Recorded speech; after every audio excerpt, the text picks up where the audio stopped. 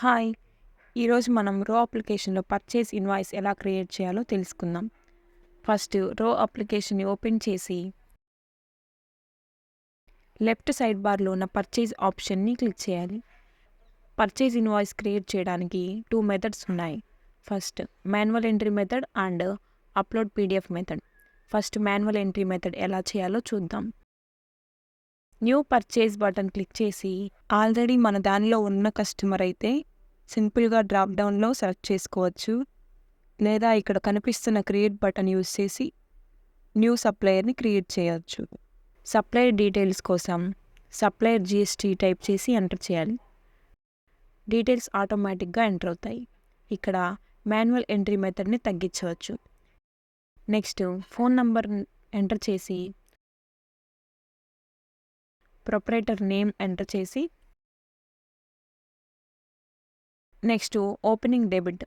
Supplier నుండి మనకి amount రావాల్సి ఉంటే ఓపెనింగ్ డెబిట్ అండ్ మనం సప్లయర్కి ఇవ్వాల్సి ఉంటే ఓపెనింగ్ క్రెడిట్ని ఎంటర్ చేసి సేవ్ చేద్దాం.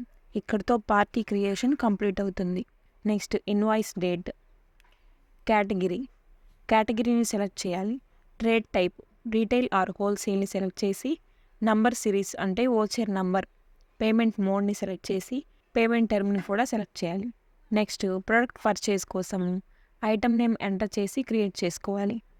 ఆల్రెడీ ఉన్న ఐటమ్ అయితే సెలెక్ట్ చేసుకోవచ్చు, లేదంటే సింపుల్గా క్రియేట్ బటన్ క్లిక్ చేసి న్యూ ఐటమ్ని క్రియేట్ చేయవచ్చు. అక్కడ ఉన్న ఐటమ్ అయితే ఆటోమేటిక్గా డీటెయిల్స్ ఎంటర్ అవుతాయి, లేకపోతే రిక్వైర్డ్ ఫీల్డ్స్ అన్నీ మనం ఎంటర్ చేసుకోవాలి. సేవ్ బటన్ క్లిక్ చేసి ప్రొడక్ట్ బ్యాచ్ ఐడి క్రియేట్ చేసి ఐడిని ఎంటర్ చేయాలి. నెక్స్ట్ మ్యానుఫ్యాక్చర్ డేట్ ఎంటర్ చేసి సేవ్ క్లిక్ చేయండి. క్వాంటిటీని ఎంటర్ చేయండి. యూఓఎం సెలెక్ట్ చేసి యూఓఎం మీన్స్ యూనిట్స్ ఆఫ్ మెజర్మెంట్ని సెలెక్ట్ చేసి ఇక్కడ విత్ జిఎస్టీ అయితే ఈ ఫీల్డ్లో ఎంటర్ చేయాలి, వితౌట్ జిఎస్టీ అయితే కింద ఫీల్డ్లో ఎంటర్ చేయాలి.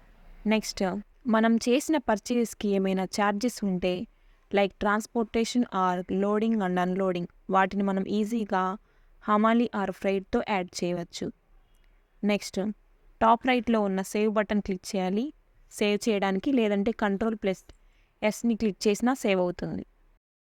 ఆ తర్వాత పర్చేజ్ ఇన్వాయిస్ క్రియేట్ అయింది. ఇక్కడ బ్యాలెన్స్ డ్యూ అమౌంట్ని కూడా చూడవచ్చు. ఇటువరకు మనం మాన్యువల్గా పర్చేజ్ ఇన్వాయిస్ని ఎలా చేయాలో చూసాం. ఇప్పుడు పీడిఎఫ్ ఫైల్ని అప్లోడ్ చేసి పర్చేజ్ ఇన్వాయిస్ ఎలా చేయాలో చూద్దాం. పర్చేజ్ ట్యాబ్ని ఓపెన్ చేసిన తర్వాత ఫస్ట్ రైట్ సైడ్ కార్నర్లో ఉన్న ఈ అప్లోడ్ పీడిఎఫ్ బటన్ని క్లిక్ చేయాలి. ఇప్పుడు ఆ పీడిఎఫ్ ఫైల్ లొకేట్ అయ్యి పాత్కి వెళ్ళి ఫైల్ని సెలెక్ట్ చేయాలి, అంతే. ఇప్పుడు ఆ పీడిఎఫ్లో ఉన్న డీటెయిల్స్ని బేస్ చేసుకొని మన యాప్లో పర్చేజ్ ఇన్వాయిస్ క్రియేట్ అవుతుంది. దీనివల్ల మాన్యువల్గా ఎంటర్ చేయాల్సిన పని తగ్గుతుంది అండ్ మనకి టైం కూడా సేవ్ అవుతుంది. ఇది రో అప్లికేషన్ యొక్క మెయిన్ అడ్వాంటేజ్. సో ఇలా మనకి పర్చేజ్ ఇన్వాయిస్ అనేది సింపుల్గా క్రియేట్ అవుతుంది. ఇలా పర్చేజ్ అయిపోయిన తర్వాత పర్చేజ్ చేసిన ఐటమ్ డీటెయిల్స్ని ఈ స్టాక్ అనే ట్యాబ్లో చూసుకోవచ్చు. ఇప్పుడు ఈ స్టాక్ లెడ్జర్ అంటే ఏంటో చూద్దాం. ఈ స్టాక్ లెడ్జర్లో అన్ని ఐటమ్స్కి సంబంధించిన మొత్తం details like voucher type, purchase or sale or credit note or debit note ఇలా చూడవచ్చు. And specific voucher number and item యొక్క name, group, batch number, balance quantity ఇలా అన్ని డీటెయిల్స్ ఇందులో ఉంటాయి. Stock balance. ఈ స్టాక్ బ్యాలెన్స్ అనగా మొత్తం ఐటమ్స్ యొక్క డీటెయిల్స్. ఇక్కడ కనిపిస్తున్న ఈ ఫిల్టర్స్ని యూస్ చేసి మనకి కావాల్సిన ఐటమ్ యొక్క డీటెయిల్స్ కూడా మనం ఈజీగా చూడవచ్చు. ఈ స్టాక్ బ్యాలెన్స్లో ఐటమ్కి సంబంధించి కంపెనీ నేమ్, ఎన్ని పర్చేస్ చేసాం, ఎన్ని సేల్ చేసాం, ఆ ఐటమ్ యొక్క రేట్ ఎంత, రిమైనింగ్ బ్యాలెన్స్ యొక్క టోటల్ వాల్యూ ఎంత అనేది మనం ఈజీగా చూడొచ్చు.